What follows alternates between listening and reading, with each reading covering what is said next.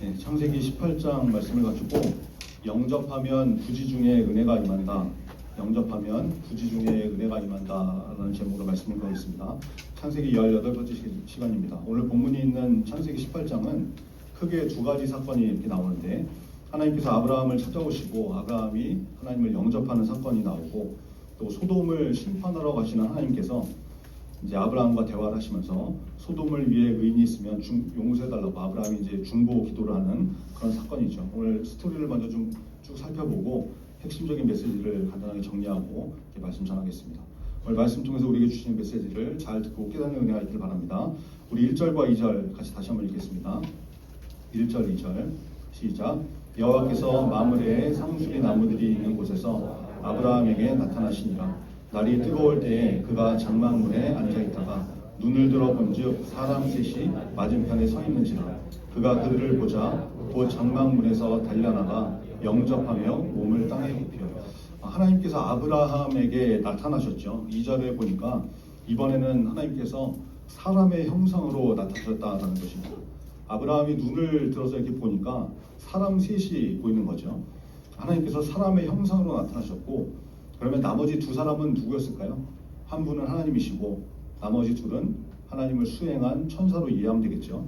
굉장히 신비롭고 놀라운 사건이 벌어진 것입니다. 자, 근데 여러분, 아브라함이 지금 이제 세 사람이 이렇게 나타나는데 한 분은 하나님이시고 나머지 둘은 천사였다라는 것을 아브라함이 알았을까요? 몰랐을까요? 아브라함이 알아봤을까요? 처음부터? 우리 답은 항상 성경에서 찾아봐야 되는데, 성경은 이 사건을 뭐라고 그러시냐면 히브리서 13장 2절에 보니까 손님 대접하기를 잊지 말라. 이로써 부지 중에 천사들을 대접한 이들이 있었느니라. 이렇게 말씀합니다. 손님 대접한 사건, 이게 오늘 본문에 있는 사건을 말하는 거거든요. 오늘 설교 제목에도 언급을 했지만 부지 중에 아브라함이 부지 중에 천사들을 대접했다라는 것이죠. 부지, 이게 무슨 말입니까? 알지 못하는 중에 그렇게 했다. 그러니까 지금 아브라함이 앞에 나타난 세 명의 사람이 누구였는지 첫눈에 알아봤다는 거예요? 몰라봤다는 거예요?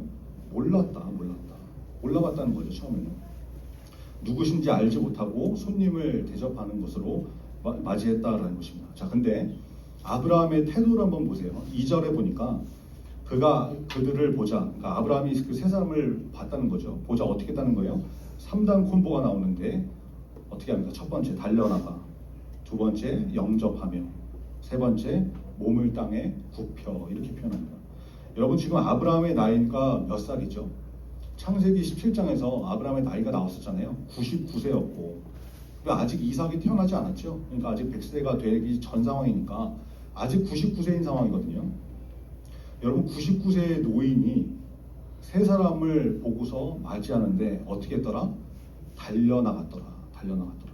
이거 보통 일이 아니죠. 자, 그리고 영접했다. 여러분, 영접이라는 것은 손님을 맞이해서 대접하는 것을 영접이라고 하잖아요.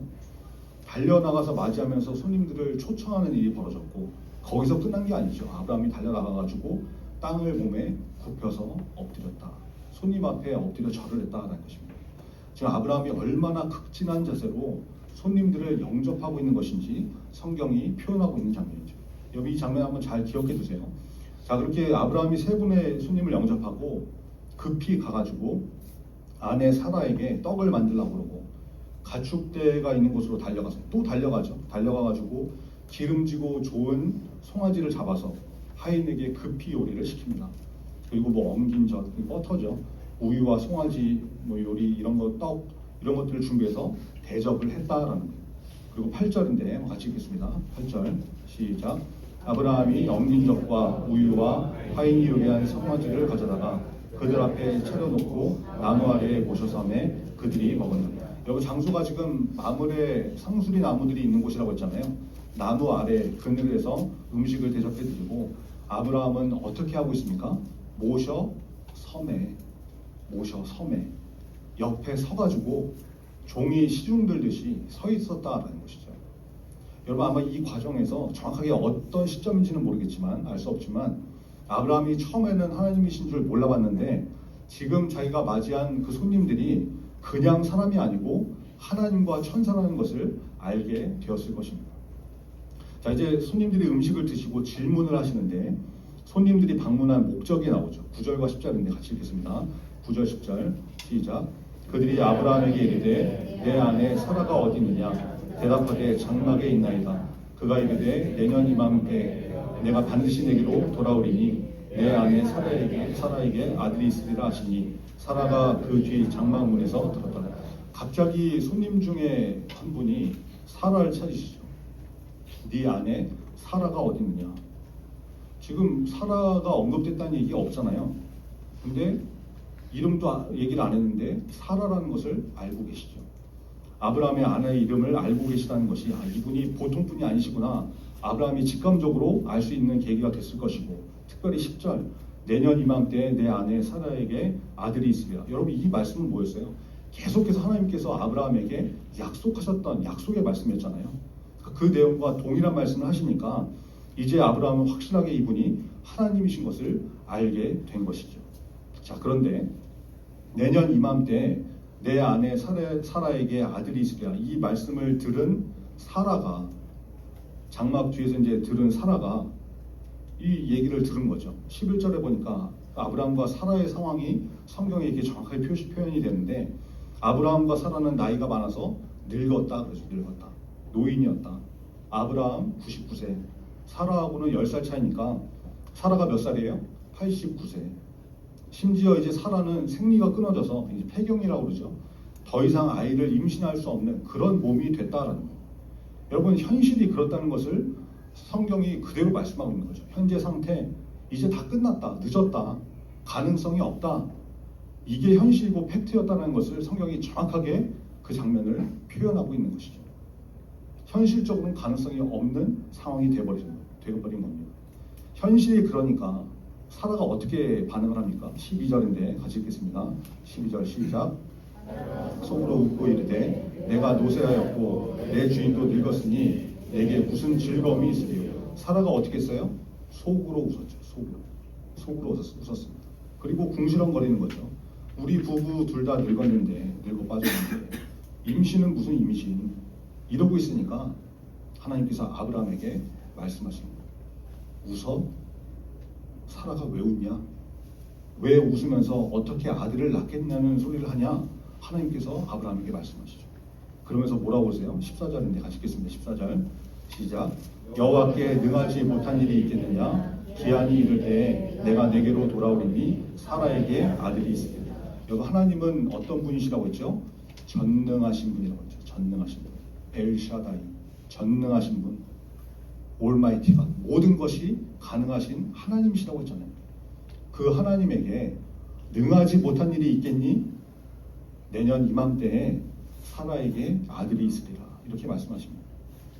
여러분 사라가 속으로 웃었는데, 겉으로 웃은 것도 아니죠. 속으로 웃었는데 하나님이 다 아시고 말씀하신 것입니다.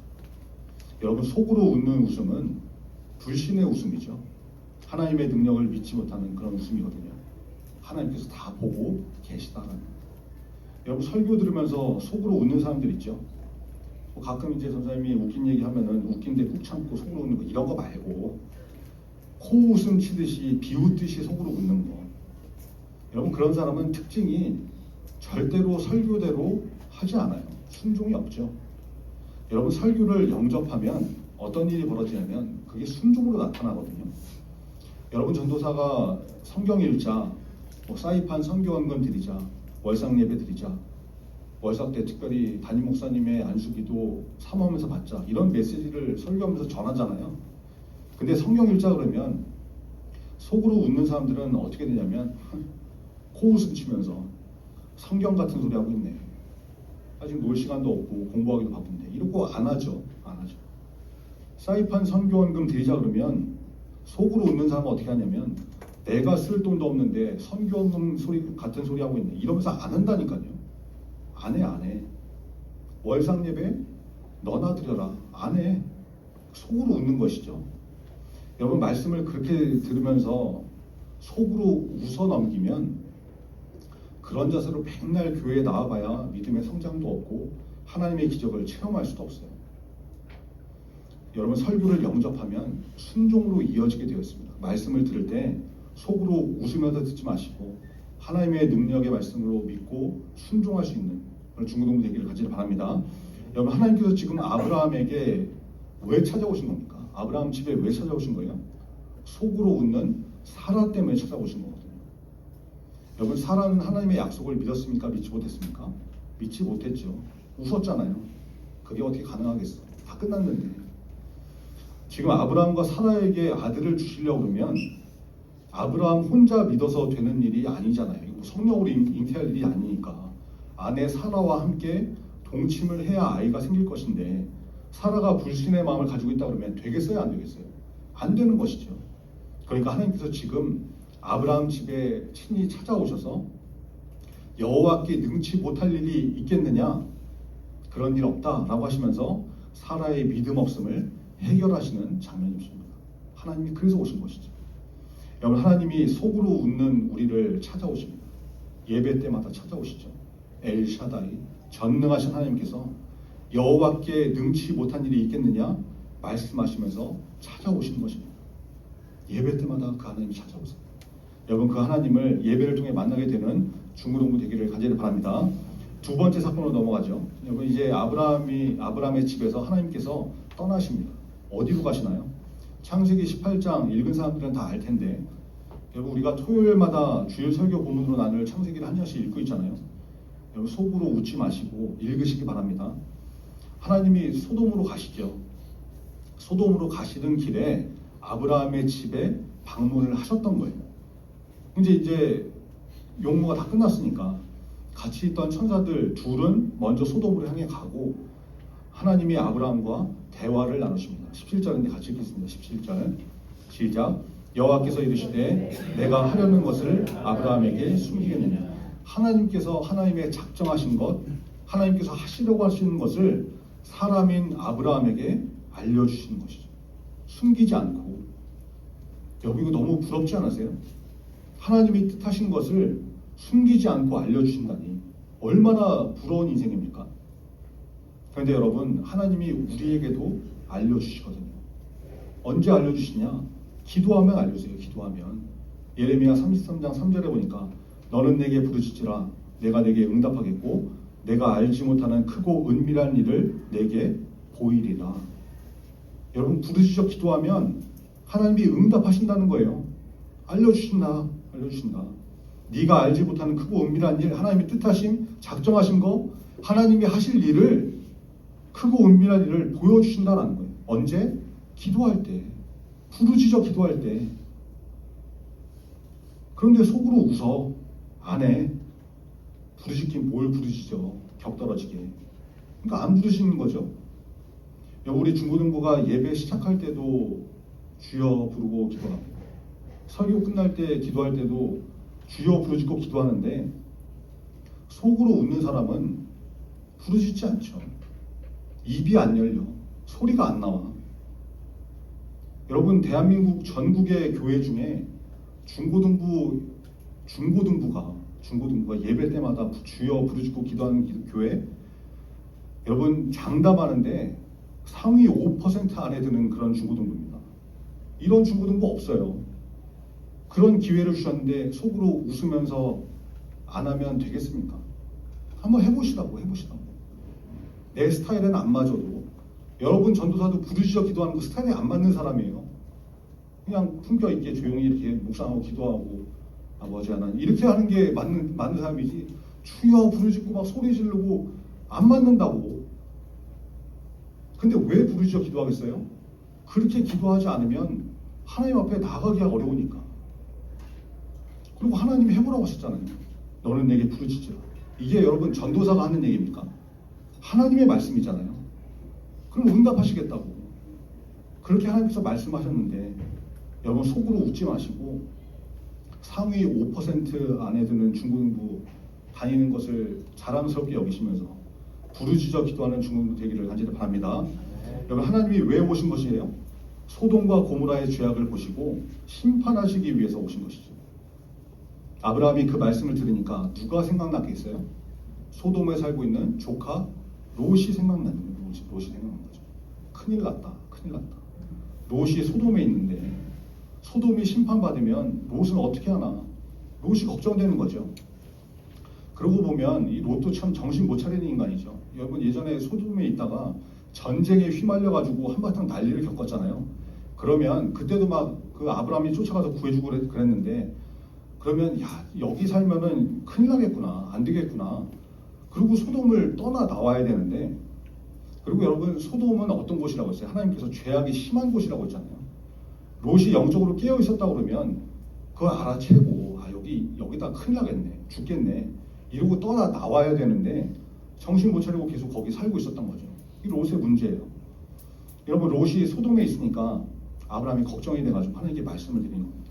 하나님, 의인을 소돔 심판하신 거 좋은데 의인을, 거기 있는 의인들을 악인과 함께 멸하시려고 하시는 겁니까? 만약에 소돔에 의인 50명이 있으면 용서해 주시면 안 되나요? 공의의 하나님, 의인을 악인들과 함께 심판하시는 거 부당하지 않습니까? 하나님의 공의하심에 용서를 구하는 소돔을 위한 중보를 하는 것이죠. 그러니까 하나님께서 뭐라고 하세요? 26절인데 같이 읽겠습니다. 26절 시작. 여호와께서 이르시되 내가 만일 소돔 성읍 가운데에서 의인 50명을 찾으면 그들을 위하여 온 지역을 용서하리라. 하나님께서 그러십니다. 그래, 소돔에서 의인 50명 찾으면 그들을 위해서 용서해 줄게. 하나님이 오케이 하시니까 아브라함이 너무 기쁜데 좀 더 곰곰이 생각을 해보니까 50명은 너무 많은 것 같아요. 너무 많아. 50명이 안 될 것 같아. 그래서 하나님 송구합니다. 45명은 안 될까요? 5명만 깎아주시죠. 그리고 45명 오케이. 근데 거기서 또 없을 것 같아. 하나님 5명 또 빼서 40명이면 안 되겠습니까? 30명이면요? 20명이면요? 이러는데 하나님이 계속 그래 알겠다 이렇게 해주시는 거예요. 자비하신 하나님이죠. 자비하신 하나님. 천지 만물을 지으신 하나님이 아브라함의 이 어이없는 요구에 다 알겠다고 대답을 해주시는 거예요. 마지막 32절과 33절인데 같이 읽겠습니다. 32절 33절 시작. 아브라함이 또 이르되 주는 노하지 마옵소서. 내가 이번만 더 아뢰리이다. 거기서 신명을 찾으시면 어찌하려 하시나이까. 이르시되 내가 신명으로 말미암아 멸하지 아니하리라. 여호와께서 아브라함과 말씀을 마치시고 가시니 아브라함도 자기 곳으로 돌아간다. 정말 말도 안 되는 아브라함의 흥정에 하나님이 다 알겠다고 대답하시고 10명 오케이 이러고 가시는 장면입니다. 우리가 이 하나님의 자비하심 때문에 살아있는 것이죠. 에스겔 33장 11절에 보니까 주 여호와의 말씀이니라. 나의 삶을 두고 맹세하노니 나는 악인이 죽는 것을 기뻐하지 아니하고 악인이 그의 길에서 돌이켜 떠나 사는 것을 기뻐하노라. 이스라엘 족속아 너희는 돌이키고 돌이키라. 너희가 어찌하여 죽고자 하느냐 이렇게 말씀합니다. 여러분 하나님은 어떤 분이세요? 악인이라도 죽는 것을 기뻐하는 분이 아니시다. 그 악인이 회개하고 돌이켜서 살게 되는 것을 원하시는 분이시다라는 것을 하나님 말씀하시는 거죠. 하나님 말씀에 불순종하지 않고 속으로 웃지 말고, 하나님 말씀에 불순종하지 말고 속으로 웃지 말고 돌이켜서 순종하며 살게 되는 저 여러분 되기를 간절히 바랍니다. 여러분 오늘 말씀의 결론인데, 여러분 신앙생활은 영접하는 것이 핵심입니다. 영접이라는 것은 영어로 receive잖아요. 받아들이는 거. 얼마 전에 전사님이 회사에서 이제 다른 부서 직원이 서류 보관하는 책장 그 앞에 바닥에 쪼그리고 앉아가지고 서류철 한 뭉치를 이렇게 막 정리하면서 수첩에 뭘 이렇게 적고 있길래 지나가면서 이게 뭐 하는 거냐 물어봤더니 이렇게 대답하는 거예요. 서류철에 이제 제목을 붙여놔야 되는데 그거 작업하려고 내용을 다 적고 있다 그러길래 저는 보기에 너무 힘들게 일을 하거든요. 아니 뭘 그렇게 힘들게 일을 하냐. 지금이 어느 시대인데 폰으로 사진 찍어가지고 AI로 작업을 시키는지, PC 사진 찍은 거 보고 PC 앞에서 앉아서 작업하면 편하게 할 텐데 쭈그리고 앉아갖고 그거 일일이 쓰고 뭐 하는 거냐 얘기를 딱 해주니까 그 얘기를 딱 들으면서 멈칫하더니 그 왜 이렇게 전구가 번쩍 켜진 그런 표정 있잖아요. 멈칫하면서 아 그러네요 이렇게 얘기를 하더라고요. 그래서 이제 업무 효율적으로 해라 이제 그리고 이제 볼일 보러 갔는데, 갔다 오면서 한 10분이 지났나 갔다 오고 보니까 걔가 계속 그냥 거기 쪼그려 앉아가지고 수첩에 적고 있는 거예요. 시키는 대로 하지 않고 알려준 대로 하지 않고 그냥 지 방식대로 하고 있는 거죠. 그래서 속으로 참 일머리도 없으면서 말도 더럽게 안 됐는데 이러고 이제 더 이상 얘기를 안 했는데 방법을 알려줘도 지 고집대로 그렇게 하는 거죠. 그러니까 맨날 업무 능력 늘지도 않고 맨날 주변에서 일 못한다고 욕이나 먹고 그렇게 되는 거 아니겠습니까? 여러분 좋은 방법을 알려주면 영접을 해야 받아들여야 리시브해야 성장이 있고 변화가 되는 거 아니겠어요?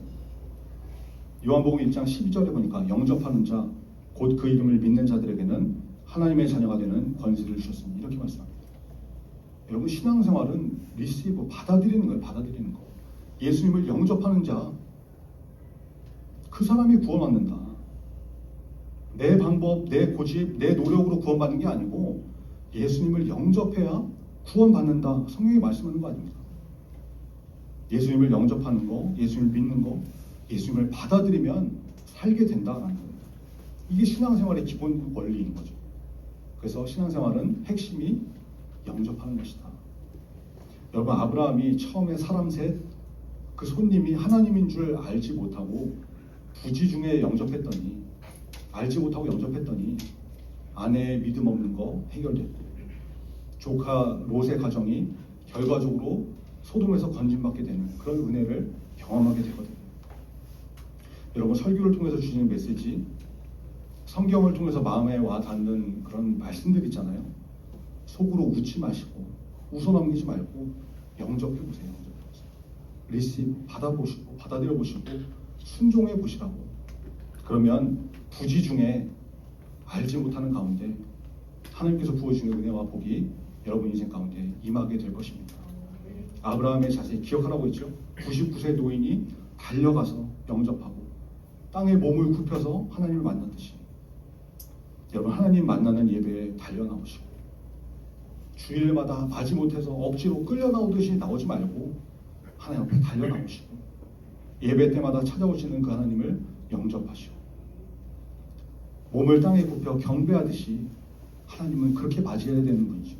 전심으로 예배드려서 부지 중에 임하는 은혜를 경험하게 되는 저와 여러분 되기를 간절히 바랍니다. 우리 찬양하고 기도하겠습니다. 우리 새 찬양인데 영접송 어제 카톡 좀 보내주면서 들어보라고 보내줬는데 카톡을 영접한 사람들은 들어봤겠죠.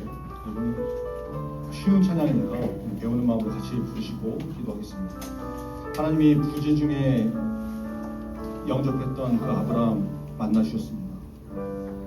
아브라함이 영접하고 땅에 엎드려서 하나님을 만났던 거 여러분 기억하시고 주일 예배를 통해서 말씀을 통해서 부지 중에 찾아오시는 그 하나님을 만나는 은혜를 경험하는 중고등 되게 달라고 기도하시고 사라가 속으로 웃었던 것처럼 말씀을 대하면서 속으로 웃는 자가 되지 않게 하나님의 말씀을 내가 믿고 받아들이는 자가 되게 해주옵소서. 그래서 순종이 내 삶에 나타나게 해주옵소서. 기도했으면 좋겠습니다. 여러분 중고등을 통해서 주시는 기회를 리시브 영접해서 예배 철저히 드리고 기도에 힘쓰고 또 말씀에 집중하는 중고등부 되도록 그래서 부지 중에 부어주시는 하나님의 은혜를 경험하는 우리 중고등부 다 되게 해달라고 우리 간절한 마음으로 찬양하고 기도하겠습니다. 사랑의 예수님, 사랑의 예수님, 나를 찾아오셔서 십자가로 대속하사 내 마음 두드리네. 오 사랑의 예수님, 지금 내 마음을 엽니다. 내 안에 거하셔서 나의 생명 되소서. 사랑의 예수님, 사랑의 예수님, 나를 찾아오셔서 십자가로 대속하사 내 마음 두드리네. 사랑의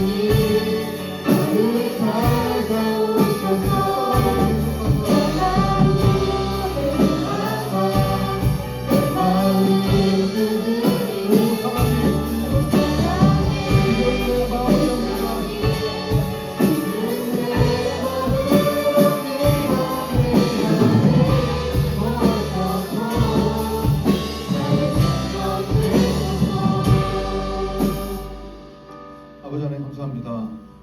99세 노인 아브라함이 달려나가서 하나님을 영접하고 땅에 엎드렸던 것처럼 하나님 만나는 예배에 달려나오는 중고등부가 다 되게 하여 주옵소서. 예수 그리스도를 받아들여 영접하게 하시고 겸손하게 엎드려 예배드리는 저와 우리 모두가 되게 하여 주옵소서. 그래서 부지 중에 부어주시는 하나님의 풍성하신 은혜를 충만하게 경험하는 순종의 사람 다 되게 하여 주시옵소서. 예수 그리스도의 이름으로 기도드립니다. 아멘. 하늘에 계신 우리 아버지여, 이름이 거룩